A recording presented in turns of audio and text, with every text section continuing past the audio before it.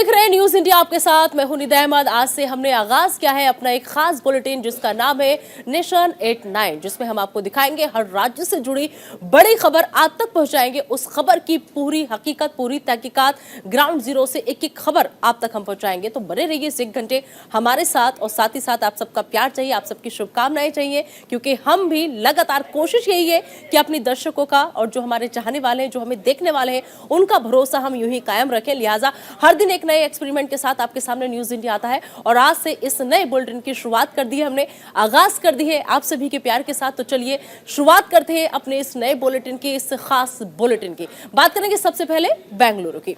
बेंगलुरु में एशिया के सबसे बड़े एरो इंडिया शो का आज आगाज होगा। 13 से 17 फरवरी तक आपको बता दें कि एयरफोर्स स्टेशन पर पूरी दुनिया जो है वो भारत की वायुसेना की ताकत देखेगी। इस एयर शो का उद्घाटन प्रधानमंत्री नरेंद्र मोदी करेंगे। इस बार के एयर शो में आत्मनिर्भर भारत की तस्वीर प्रदर्शित होगी। हिंदुस्तान एरोनॉटिक्स लिमिटेड ने ट्वीट कर बताया कि हिंदुस्तान, आपको बता दें कि एरो इंडिया 2023 में 15 हेलीकॉप्टर्स की एक अनोखी आत्मनिर्भर फॉर्मेशन में उड़ान भरेंगे। साथ ही साथ LCA twin seater variant, Hawk i और HTT-40 विमान के अलावा अगली पीढ़ी के सुपरसोनिक ट्रेनर को प्रदर्शित किया जाएगा। साथ ही साथ एरो शो के दौरान हल्के लड़ाकू विमान LCA तेजस हवा में हैरत अंगेज हवाई करतब दिखाई देंगे। इस दौरान रूस का दम भी देखने को मिलेगा। रूस की सरकारी रक्षा कंपनी आपको बता दें कि इसके मुताबिक इस एरो शो में करीब 200 हथियार और डिफेंस हार्डवेयर का प्रदर्शन किया जाएगा।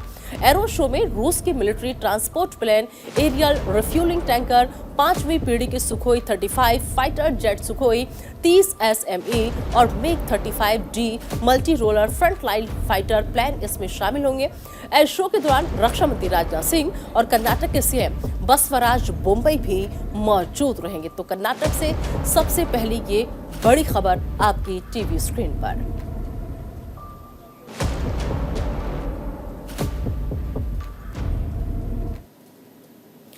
तो दरअसल जो लड़ाकू विमान का जिक्र हम कर रहे हैं, वो लड़ाकू विमान काफी ज्यादा एडवांस हैं, जो कम ईंधन में लंबी दूरी तय कर सकता है। इसके अलावा फाइटर जेट में ज्यादा हथियार ले जाने की क्षमता है और इसे भारत की जरूरतों के मुताबिक ही तैयार किया गया है। F-21 फाइटर प्लेन के बारे में एक बार फिर से आपको हम बता दें कि फाइटर जेट में ज्यादा हथियार ले जाने की क्षमता है और इसे भारत की जरूरतों के मुताबिक ही तैयार किया गया है। और बता दें कि F-21 F-16 का ही अपग्रेडेड वर्जन है, लेकिन इसके कुछ फीचर्स जो है वो नए हैं। इस जेट को उसी टेक्नोलॉजी के साथ तैयार किया गया है जो 5वीं पीढ़ी के फाइटर जेट के लिए प्रयोग होती है। F-21 जेट में एक्टिव इलेक्ट्रॉनिकली स्कैन रडार के अलावा अत्याधुनिक हथियार लगे हुए हैं। इसके अलावा joint helmet mounted queuing system इसमें लगा हुआ है। इसके अलावा आपको हम बताएं कि हाई स्पीड डाटा बस जैसी टेक्नोलॉजी से ये लैस है। और अगर हम आगे बढ़ते हैं, बात करते हैं MH-60R की मल्टी रोल की, तो आपको बता दें कि दरअसल 3 MH-60R मल्टी रोल हेलीकॉप्टर्स हैं समुद्री इलाके के लिए। इसे दुनिया का सबसे उपयुक्त और शक्तिशाली हेलीकॉप्टर जो है वो माना जाता है। इसकी मारक क्षमता करीब 834 किलोमीटर है और वजन 689 किलो है। ये हेलीकॉप्टर एक बार में 830 किलोमीटर तक की दूरी तय कर सकता है। चलिए आगे बढ़ते हैं और अब बात कर लेते हैं राष्ट्रपति द्रौपदी मुर्मू की। आपको बताएं कि राष्ट्रपति द्रौपदी मुर्मू उत्तर प्रदेश की राजधानी लखनऊ के 2 दिन के दौरे पर है। आज राष्ट्रपति द्रौपदी मुर्मू के लखनऊ दौरे का आखिरी दिन है। आज राष्ट्रपति मुर्मू बाबा साहेब भीमराव अंबेडकर विश्वविद्यालय के 10वें दीक्षांत समारोह में शिरकत करेंगी। साथ ही दिल्ली वापसी से पहले उनका काशी विश्वनाथ मंदिर और वाराणसी में गंगा आरती में शामिल होने का भी कार्यक्रम है। आपको बता दें कि इससे पहले रविवार को उन्होंने यूपी ग्लोबल इन्वेस्टर्स समिट 2023 के समापन सत्र समेत कई कार्यक्रमों में हिस्सा लिया था।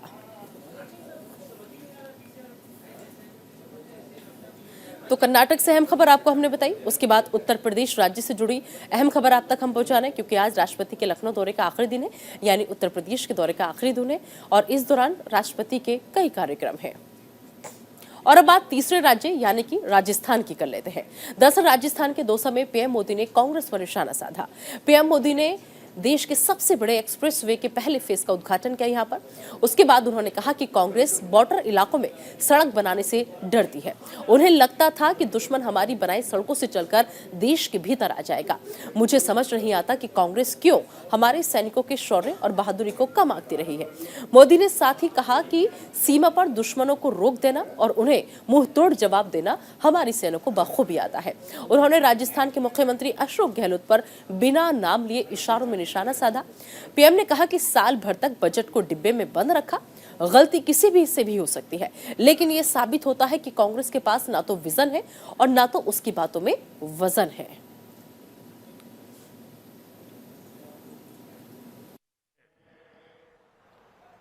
प्रवास कर करके लौटा, 12-1 बज गया था, तो हमारे एक वरिष्ठ साथी मुझे मिल गए। बोले आप कहाँ से आ रहे हो? मैंने कहा अभी आ रहा हूँ, दौरे से आ रहा हूँ। तो बोले भोजन का क्या प्रबंध है? मैंने कहा नहीं अभी तो कुछ सोचा नहीं है, अभी आया हूँ, देखता हूँ क्या करता हूँ। नहीं, बोले चलो जल्दी करो, मेरे साथ चलो। मैंने कहा मैं प्रवास करके आ रहा हूँ, मेरा स्नान वान बाकी है। नहीं, बोले स्नान कर लीजिए फिर चलते हैं। तो मैंने सोचा कहीं पर उन्होंने भोजन का प्रबंध किया होगा, तो हम चले गए वहां। तो बोले शादी है तो शादी में वहां जाना है, तो चलिए अपने स्वयंसेवक के घर में शादी है। तो हम चले गए। तो जिनके यहां शादी थी वो तो अपने दुकान घर के बाहर थी, वहां काम कर रहे थे, वो दर्जी थे, दर्जी काम कर रहे थे। तो हमने कहा भाई तुम तो कह रहे थे यहां शादी है, उनके यहां खाना। और अब अगली खबर त्रिपुरा से आपको पहुंचा देते हैं। आपको बता दें कि त्रिपुरा में 16 फरवरी को होने वाले विधानसभा चुनाव से पहले सभी सियासी पार्टियों ने अपनी पूरी ताकत झोंक दी है।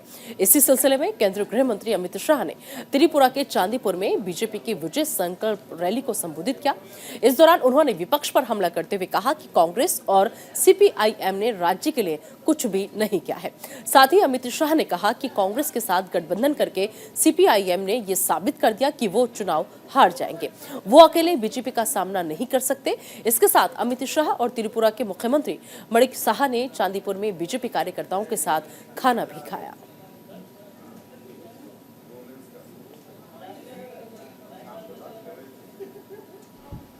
त्रिपुरा के लिए बड़ा निर्णायक चुनाव। आपने कई साल तक कांग्रेस का शासन देखा है, 27 साल तक कम्युनिस्टों का शासन देखा है। ये दोनों ने त्रिपुरा के विकास के लिए, त्रिपुरा के गरीबों के लिए, त्रिपुरा के आदिवासियों के लिए कुछ नहीं किया। त्रिपुरा को झस का तस छोड़ दिया था। इतने उधर कांग्रेस के पूर्व अध्यक्ष और नेता राहुल गांधी आज केरल के दौरे पर हैं, यानी अगली खबर केरल से जुड़ी हुई। आपको बता दें कि अपने दौरे के दौरान राहुल गांधी अपने संसदीय क्षेत्र वायनाड भी जाएंगे, जहां वो लोगों से मुलाकात करेंगे, लोगों से मुलाकात कर उनकी समस्याओं को सुनेंगे। अपने दौरे से पहले राहुल ने बजट सत्र के दौरान हिंडनबर्ग की रिपोर्ट को लेकर केंद्र सरकार पर जमकर हमला बोला। इस दौरान उन्होंने केंद्र से मामले की जेपीसी जांच की मांग की। उम्मीद जताई जा रही है कि वो अपने संसदीय क्षेत्र से एक बार फिर मोदी सरकार पर हमला बोलेंगे।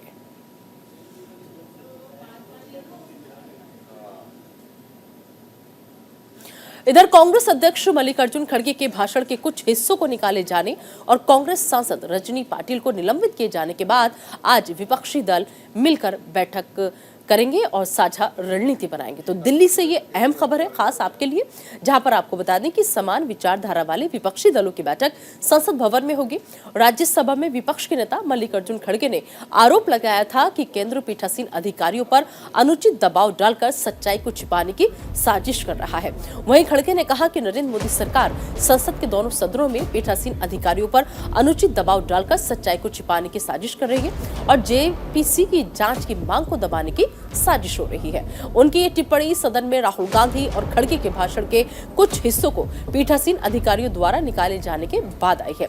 वहीं साथ ही कहा कि संसद के अंदर और जन संसद दोनों जगह पर सवाल पूछे जाएंगे। वहीं राज्यसभा में विपक्ष के नेता मल्लिकार्जुन खड़गे ने कई सवाल भी किए हैं, जिसमें उन्होंने कहा कि क्या अडानी घोटाले की जांच नहीं होनी चाहिए, क्या अडानी की कंपनियों में निवेश किए गए LIC के पैसे के गिरते मूल्य पर सवाल नहीं उठाया जाना चाहिए? क्या SBI और अन्य बैंकों द्वारा अडानी को दिए गए 82,000 करोड़ रुपए के ऋण के बारे में सवाल नहीं पूछा जाना चाहिए? और अब अगली खबर छतरपुर से। बता दें आपको कि छतरपुर के बागेश्वर धाम में आज से 7 दिन तक का कार्यक्रम जो है वो शुरू हो रहा है। इस कार्यक्रम में देश विदेश से लोग, राजनीतिक हस्तियां, कई साधु संत और महात्मा शामिल होंगे। इस कार्यक्रम में शामिल होने के लिए मध्य प्रदेश के पूर्व मुख्यमंत्री और प्रदेश कांग्रेस अध्यक्ष कमलनाथ भी बागेश्वर धाम पहुंचेंगे। साथ ही वो धीरेन्द्र शास्त्री से भी मुलाकात करेंगे। बताया जा रहा है कि पीठाधीश्वर धीरेन्द्र कृष्ण शास्त्री ने पूर्व सीएम को कन्या विवाह कार्यक्रम में शामिल होने के लिए कहा था, जिसके बाद कमलनाथ आज बागेश्वर धाम पहुंचेंगे।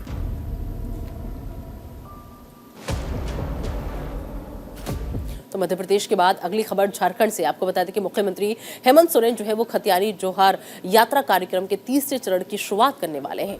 आज से खतियानी जोहार यात्रा की शुरुआत होने वाली है, जो मई महीने तक चलेगी। ये यात्रा खतियानी कार्यक्रम का अंतिम यात्रा होगी। बता दें कि इस यात्रा को लेकर आज चतरा और 14 फरवरी को लातेहार में कार्यक्रम का आयोजन किया जाएगा। वहीं सीएम हेमंत सोरेन लातेहार में ही चतरा की समीक्षा बैठक भी करेंगे, जिसमें राज्य के सभी आला अधिकारी शामिल होंगे। आपको बता दें कि फरवरी और मार्च में विधानसभा सत्र आयोजित होने वाला है, जिसके कारण इस यात्रा को अब अप्रैल से शुरू किया जाएगा और ये यात्रा मई तक चलेगी। इस यात्रा के तहत राज्य के कुछ छूटे हुए जिलों को कवर किया जाएगा।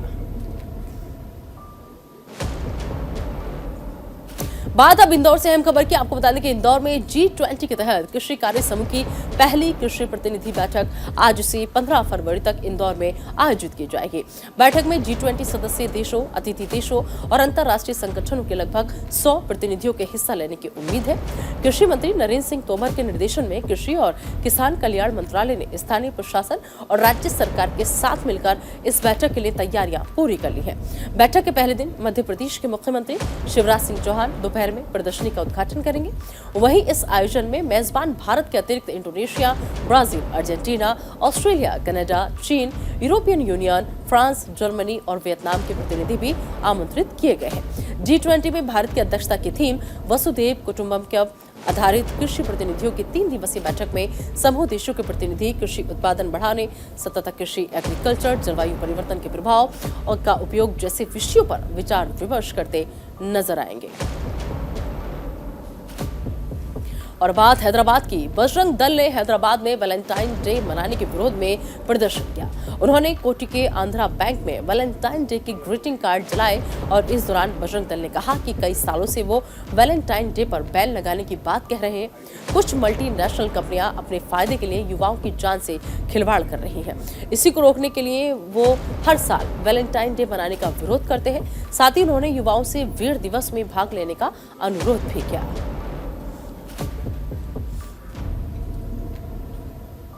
जमीयत उलेमाए हिंद अधिवेशन के आखिरी दिन मौलाना अरशद मदनी ने ओम और अल्लाह को एक बताने पर संतों ने कार्यक्रम का मंच से बहिष्कार कर दिया था। मामला लगातार अब आपको बता दें कि तूल पकड़ता जा रहा है। महानिर्वाणी अखाड़े के संत के पीठाधीश्वर परमहंस अवधीशपुरी महाराज ने बयान जारी करते हुए कहा कि ओम एक नाद ब्रह्म है, जो कि सृष्टि के पहले भी था और सृष्टि के बाद तक रहेगा। सनातन से इस्लाम की तुलना करना गलत है। इस्लाम 1400 साल पुराना है, जबकि हमारा सनातन धर्म लाखों साल पुराना है। हमारे धर्म में सबसे पहले विष्णु हुए, फिर ब्रह्मा और ब्रह्म ने मनु की उत्पत्ति की। संत ने मदनी के बयान पर विरोध जताया है। बंदी सिखों की रिहाई के लिए प्रदर्शन कर रहे कौमी इंसाफ मोर्चा के 31 सदस्यों का एक और जत्था पंजाब के सीएम आवास की तरफ रवाना हुआ। तो अगली खबर ये पंजाब से आपके टीवी स्क्रीन पर, जहां पर आपको बता दें कि जब ये जत्था रवाना हुआ तो जत्थे को पुलिस ने चंडीगढ़ मोहाली बॉर्डर पर ही रोक लिया। इसके बाद प्रदर्शनकारियों ने सड़क पर बैठकर ही सतनाम वाहेगुरु का जाप शुरू कर दिया। हाथों में तलवारें, गंडासे और भाला लिए निहंग सिखों ने बैरिकेडिंग के पीछे से खालिस्तान जिंदाबाद और बंदी सिंह को रिहा करो के नारे लगाए। इस दौरान किसी भी स्थिति से निपटने के लिए मोहाली चंडीगढ़ सीमा पर 24 घंटे पुलिसकर्मियों को तैनात किया गया है। Vintage and classic car club of India ने वर्ल्ड ट्रेड सेंटर में वार्षिक विंटेज कार शो का आयोजन किया और इस दौरान वेस्टर्न इंडिया ऑटोमोबाइल एसोसिएशन ने कार शो में साथ देने का ऐलान किया। तो महाराष्ट्र से ये अहम खबर, जहां पर क्लासिक और एंटीक गाड़ियों के 150 से अधिक मालिकों ने 40वें वार्षिक में अपनी भागीदारी की बात कही। मुंबई में विंटेज कार शो 2023 भारत के सबसे बड़े ऑटोमोबाइल आयोजनों में से एक होगा। इसको लेकर अभी से ही युवाओं के बीच खासा उत्साह देखा जा रहा है।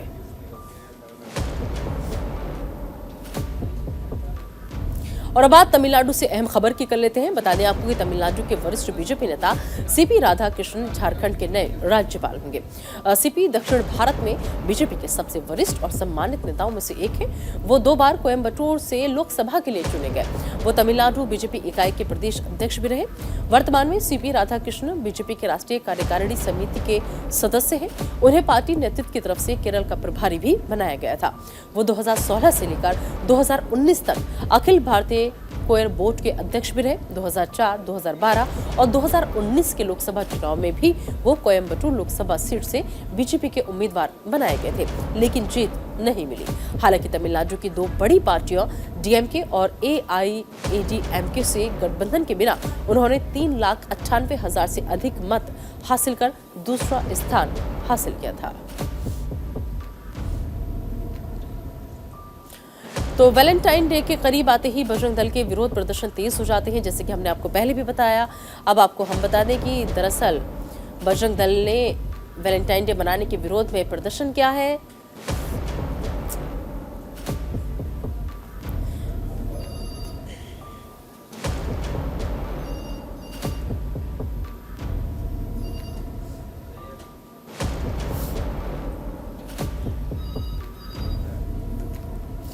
श्री सत्य साई सेवा संगठन की महिला यूथ विंग ने भीड़ भाड़ वाले आपको बता दें कि जंक्शनों पर लोगों को ट्रैफिक नियम के बारे में बताने के लिए जागरूकता अभियान चलाया। आंध्र प्रदेश से ये अहम खबर है।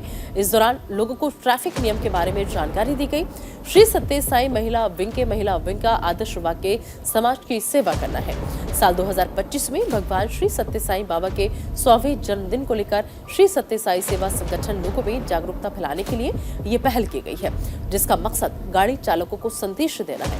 इस दौरान महिलाएं हाथों में प्ले कार्ड लेकर खड़ी हुई थी, जिसमें लिखा था कि गाड़ी धीरे से चलाएं और सुरक्षित घर पहुंचे, शराब पीकर ड्राइव न करें, तय स्पीड से अधिक न चलाएं, लेन में अनुशासन का पालन करें, सीट बेल्ट पहने, ओवर स्पीडिंग को न करें, बाइक चलाते समय हेलमेट का उपयोग करें और गाड़ी चलाते हुए कभी भी फोन का उपयोग न करें।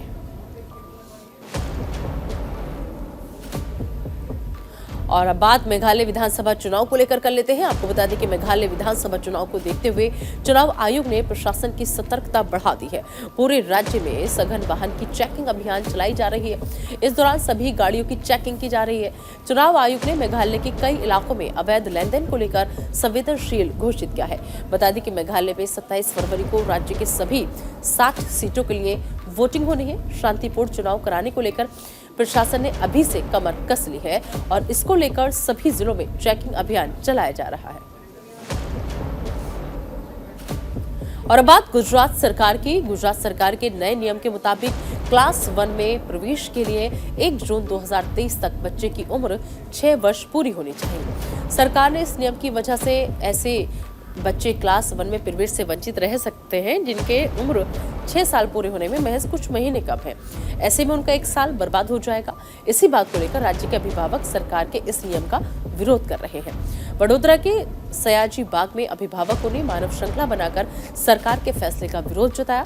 वहीं मुंह पर काली पट्टी बांधकर पोस्टर बैनर लेकर बच्चे भी विरोध में शामिल हुए। प्रदर्शनकारी अभिभावकों की मांग है कि उन्हें उम्र सीमा में कुछ महीनों की छूट दी जाए। हालांकि शिक्षा मंत्री कुबेर जिंडोर का कहना है कि क्लास 1 में प्रवेश की उम्र सीमा 6 वर्ष ही रहेगी। 1 जून को बच्चे की उम्र 6 वर्ष पूरी होने में 1 दिन भी बाकी रहा तो क्लास 1 में एडमिशन नहीं दिया जाएगा।